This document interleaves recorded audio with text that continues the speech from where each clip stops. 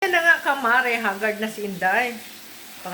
Pagkatapos mamalengke, nagluto ng tanghalian, kumain. At ngayon naman, ayan na, sabog na buong kusina namin. Nagre-ready tayo ng recipe ni Bossing at si Joanna. Kakakain lang namin tanghalian. Yan yung hugasan niya. At tayo, magpiprepare tayo ng recipe natin kay Bossing ngayon. Sabog yung kusina ko. Sensya na kamari. Ganon talaga pag busy ka. Walang sunod-sunod ang trabaho. Yung kumain, ilang oras lang tayo kumain? 15 minutes, 10 minutes lang ata yung kain natin. Mabilisan lang nakain namin. 10 minutes lang para higo. Oo. Nagluto ako ng sinigang na tahong with salmon and malunggay. Yung kinuha nating malunggay ng isang araw.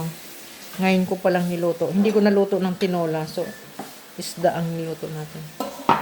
Ito yung ingredients natin ngayon kay Bossing. Nagluluto tayo ng chicken kabsa in butter. O, diba? Chicken kabsa in butter. Ito yung ingredients ni Bossing. Cashew. Ayan, cashew yan. Sibuyas, luya, kamatis, leaf ng dahon ng curry, sili, and then bawang, then chicken. At ito yung mga spices na and yan, tomato paste. So paghahalo, may yogurt pala siya. So kuha tayo ng isang yogurt, nakalimutan ko, buti naalala ko. So may yogurt siyang kasama. Ayan. So ready na lahat ng ingredients. Ayan. Butter. Ang tawag niya, kabsa chicken in butter. Ito, may butter tayo. Enough na to. So, mag-ready na tayo. At si Joanna, non-stop din si Joanna sa hugasan. Maglilinis pa siya sa loob. Ang dami pong nag-aampay na siya. Ang dami niyang plaster sa likod niya kasi masakit daw yung likod niya. Ako, masakit ang ulo ko, masakit katawan ko, masakit pa ako. Ganon talaga kamare. Talaga pang tumakan dyan. Tatanda ka rin, kamare. Marami nang nararamdaman, lalo't pagod lagi. So, yan, i-melt natin. Ay, i-melt na yung butter. Lalagay na natin yung natin yung sibuyas. Malinis ang kamay ko, kamare. Kasi wala tayong tagahawak ng camera. Yan.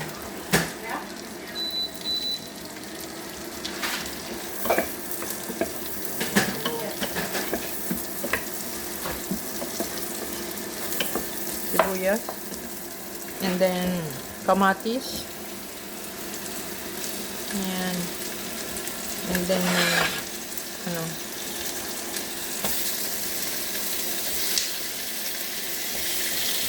kamatis.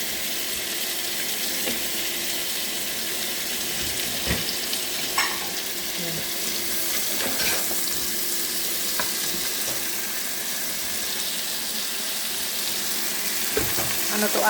Arabic food ito. And then, konting cashew.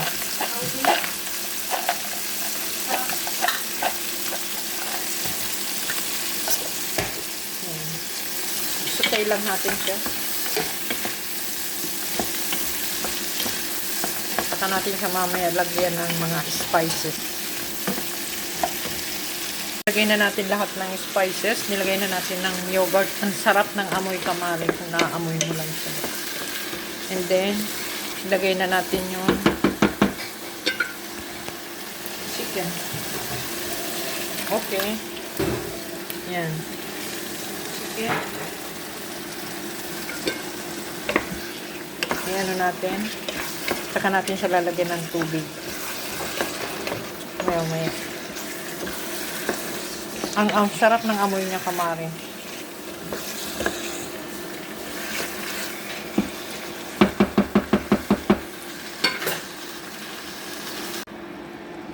Ayan, kulong-kulo na siya kamari. Balikan natin siya after 30 minutes. So, okay na siya. Yung chicken. Aalisin muna natin yung chicken breast. Kasi, natin. Be-blend natin yung mga ricado. Gagawin natin pino. So, ngayon, isi-segregate muna natin. Alisin muna natin tong chicken. Ayan, segregate muna natin yung chicken. Luto na siya. And then, i-ano natin to. I-crush natin to. Yung gagawin natin parang blender. Ganyan. Gawin natin to. Pino. Yung lahat na ricado. Gagawin natin sa durog.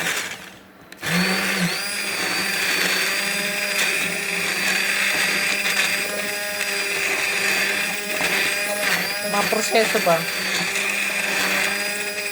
Matrabaho. Rugin natin siya hanggang sa mapino. Yung lahat ng ricado, ma-blend natin lahat. Kasi lalagyan natin ito mamaya ng bigas. Lulutuin natin yung bigas dito. Ayan, napino na natin yung lahat ng ricado. So, ibabalik natin sa apoy. May cooking cream tayo. Lalagyan natin siya ng cooking cream. Ayan. Na-shake natin siya. Lagyan natin siya ng mga less than a cup. Natin ibabalik yung chicken. Ayan. Lutuin natin siya ng mga 10 minutes. Lutuin natin siya mga 10 minutes sa cooking cream.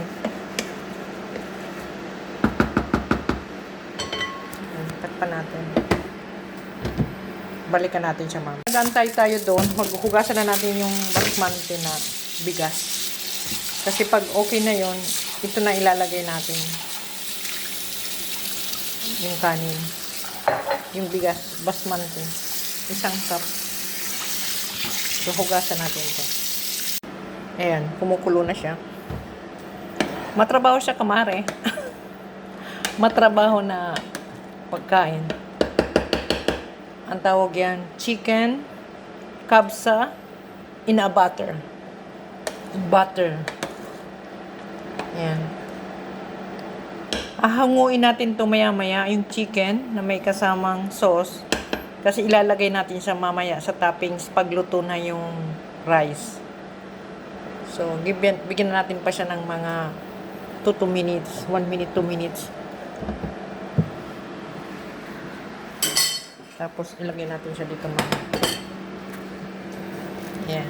O, diba, kamare? Hinaan natin ang apoy. Kasi kulong-kulong na siya.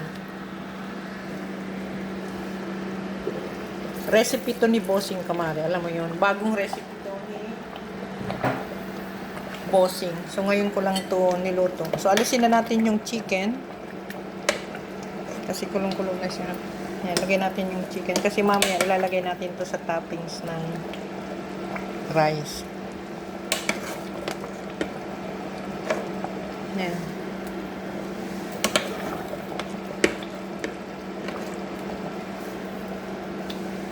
Diba? Ang sarap ng sauce niya, kamari. Alam mo ba yun? Creamy. Kasi nandyan yung walnut, cashew, and then cooking cream, and then yung ricotta. Ayan. Alisin muna natin yung chicken. Kasi ilalagay natin siya mamaya sa toppings ng rice. Ayan. And then, lalagyan din natin siya ng konting sauce. Kung meron pa. Lalagyan natin siya ng konting sauce para hindi siya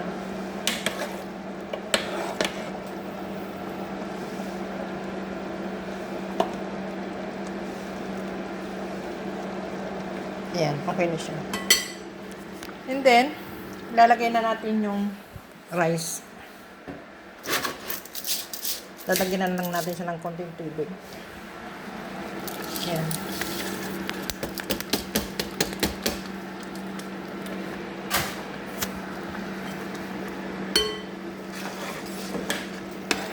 Konting tubig na lang kasi malapot siya. Mainit na tubig to.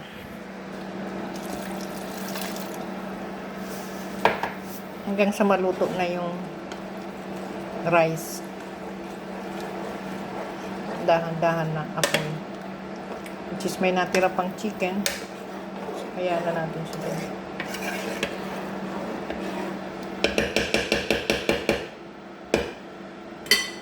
So, takpan natin siya hanggang sa maluto yung chicken. So, hayaan natin siya.